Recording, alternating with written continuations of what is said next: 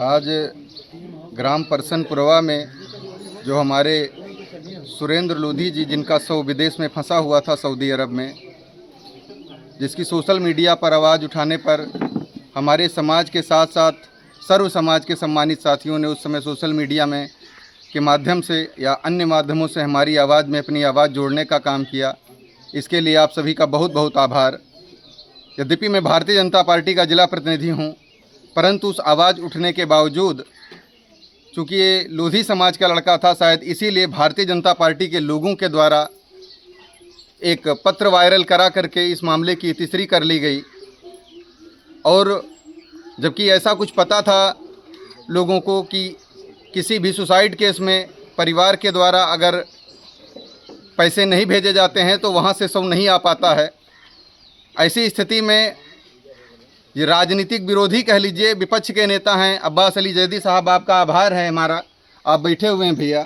इस वीडियो को अगर कोई राजनीतिक समर्थन के भाव से लेता है तो मैं उसको इनकार करता हूं। इस वीडियो का उद्देश्य राजनीतिक समर्थन नहीं, अपितु समाज में अगर कोई व्यक्ति सही कार्य कर रहा है तो उस सही कार्य का समर्थन से जोड़कर देखा जाए। जब हमने अपने समाज में हो रहे इस अन्याय के खिलाफ आवाज़ उठाई कि पीड़ित परिवार जिसके बेटे का शव विदेश में फंसा हुआ था, उसके पक्ष में लोगों ने आवाज़ नहीं उठाई या उसके शव को भारत लाने के प्रयास नहीं किए गए।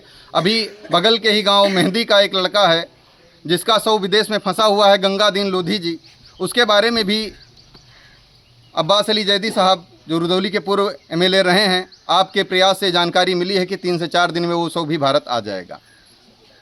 आज इस जगह पर वैसे सारे समाज के लोग इकट्ठा हैं, किसी को मेरी बात बुरा लगे तो क्षमा चाहता हूं, लेकिन विशेष तौर पर मैं अपने समाज के लोगों से एक भाव को खिन्नता के साथ, बहुत दुख के साथ प्रकट करना पड़ रहा है कि जिस संख्या में, जिस भागीदारी के साथ हम राजनीतिक रूप से भारतीय जनता पार्टी के लिए अपनी समर्थन के भाव में आते हैं, क्या भारतीय जनता पार्टी की जिम्मेदारी नहीं बनती है कि इस परिवार के साथ आएँ?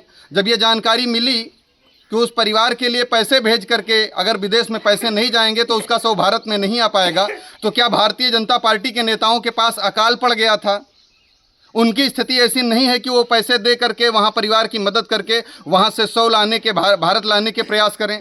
लेकिन अत्यंत दुर्भाग्यपूर्ण स्थिति रही है। जब हम कुछ बोलते हैं तो हमें ये, कुछ लोग तो यहाँ तक हैं जो कि अब्बास अली जैदी साहब के साथ भी रहते हैं और भारतीय जनता पार्टी के वर्तमान MLA साहब के साथ भी रहते हैं, वो हम पर आरोप लगाते हैं कि शायद मैं विपक्ष की फंडिंग के द्वारा इनकी आवाज़ में बोल रहा हूं। मैं किसी की आवाज़ नहीं बोल रहा हूं। रुदौली में मेरे समाज अथवा किसी भी समाज के साथ अगर ऐसा होता है तो उसके खिलाफ मुझे बोलना होगा और मैं बोलता रहूँगा। इसको चाहे बगावत के सुर समझे जाएं, हाँ, मेरे लहजे में तलवे चाटने की भाषा नहीं होगी, बिल्कुल स्पष्ट कर दूँ। कोई हमें दलाल बता रहा है, कोई क्या बता रहा है, और तो और कुछ लोगों ने सोशल मीडिया पर यहाँ तक हमें बता डाला है कि प्रद्युम्न शुक्ला के ऊपर FIR हो गई है, अगला नंबर पवन राजपूत का है। परसनपुरवा में जा करके उन्होंने भाजपा की बेइज्जती करा दी। अरे परसनपुरवा में भैया भाजपा की कौन सी बेइज्जती हो गई? बेइज्जती भारतीय जनता पार्टी के नेता नहीं करा रहे हैं। जिस खर्चे का वहन अब्बास अली जैदी साहब कर रहे हैं, क्या इस खर्चे का वहन भाजपा के नेता अथवा जनप्रतिनिधि नहीं कर सकते थे? अथवा वो ये चाहते हैं कि कोई बोले ही ना? शायद वो उस समय आवाज़ उठाई हमने, और ये जो आप देख रहे हैं युवाओं का समूह खड़ा है, आप सभी ने दमदारी से हमारा साथ दिया। आप सभी लोग भी इसके लिए आभारी हैं, हमारी तरफ से बधाई के पात्र हैं। जब भी जहां भी तकलीफ हुई, जब भी जहां भी कोई पीड़ा पहुंचे, आप सभी को चाहिए दमदार शानदार तरीके से बोलिए। जैसे उजागिर भैया हैं, उजागिर भैया ने इस मामले में अपना बहुत अच्छा सहयोग प्रदान किया, आपकी आवाज़ रही, हम साथ में आए। ऐसे उजागिर भैया समाज में, चाहे हमारा समाज हो या कोई भी समाज हो, अगर उसके साथ पीड़ा होती है, उसको कहीं से कष्ट होता है, तो निश्चित तौर पर उसमें अपनी आवाज़ जोड़ने का काम करें। और हम अपने समाज के साथियों से विशेष रूप से धन्यवाद के साथ, सभी समाज के साथियों के साथ धन्यवाद देते हैं। लेकिन एक बात आप सभी से विशेष रूप से कहेंगे, किसी को सताना मत, लेकिन अगर कोई तुम्हें सता रहा है तो चुप भी मत रहना। और रही बात राजनीतिक भागीदारी की, यहाँ पर वैसे कुछ लोग, यही भी अभी पूर्व में माननीय जी ने कहा हम लाश पर राजनीति करते हैं। ये लाश पर राजनीति नहीं है। आज एक लाश मंगाने के लिए अगर हमें मदद मांगनी पड़ रही है और विपक्ष का आदमी आकर हमारी मदद कर रहा है, लाश पर राजनीति उसे कहते हैं माननीय जी। क्यों? अगर रुदौली में सरकार, प्रदेश में सरकार हमारी है, सेंट्रल में सरकार हमारी है, क्या मात्र एक पत्र लिख देने से क्या सारी समस्याएं खत्म हो जाती हैं? क्या आपने पूछा पीड़ित परिवार से कि कितना खर्च लगा? उस खर्च को परिवार कहां से लेकर आया? जिसके पास दुख होता है, जो समस्या में पीड़ा में फंसा होता है, वो निश्चित तौर पर अपने उसको परिवार को उस समय क्या चाहिए था, किसी भी प्रकार से उसके बच्चे का शव भारत आए। उसमें चाहे अब्बास अली जैदी साहब मदद कर दें या कोई मदद कर दे, परिवार को या हमारे समाज को या किसी समाज को मदद करने वाले की जात, समाज और दल से कोई मतलब नहीं होता है। उसने सिर्फ ये देखा कि कौन मेरे पीड़ा में मेरे साथ खड़ा हुआ। आज बहुत दुख है मुझे इस बात का। फिर मैं कहना चाहता हूँ कि जहाँ भी कुछ लोग बोले हैं, अभी हाल ही में अभी एक जानकारी मिली कि एक कार्यक्रम था, वहाँ बताया गया कि पवन आवाज़ उठाए थे इसलिए इनको पीटना है। हमें पीट कर क्या लगता है कि हमारी आवाज़ ख़त्म कर दी जाएगी? हाँ, मेरे समाज के लोग हैं, थोड़ा सा माना कि नहीं बोल पाए कभी किसी के खिलाफ, लेकिन क्या लगता है आपको ऐसे किसी को सता करके उसको मार करके यहाँ यही राजनीति रही, किसी को मार दो, किसी को पीड़ा पहुँचा दो, किसी से मुकदमे में डरा दो। और जो ये लखनऊ में बैठकर आपके पत्रकार साथी बोल रहे हैं कि हर्षित ना होइए, अगला नंबर पवन का है। महोदय, एक बात बता दूं, एक पवन को दबाओगे कितने ही पवन आएंगे। अंग्रेजों ने भी एक भगत को फांसी चढ़ाई थी, बहुत भगत पैदा हो गए, छोड़ के भागना पड़ा। ऐसी हरकतें ना करें। आपको मेरे विचारों से, मेरी बातों से पीड़ा पहुंचती है तो प्राथमिकता के आधार पर लोगों की मदद करने का काम करें। हमें बोलने का अवसर ही कहाँ मिलेगा? अगर इसी परिवार का शव आपके लोगों ने मंगाया होता तो आज शायद ऐसी स्थिति उत्पन्न क्यों होती।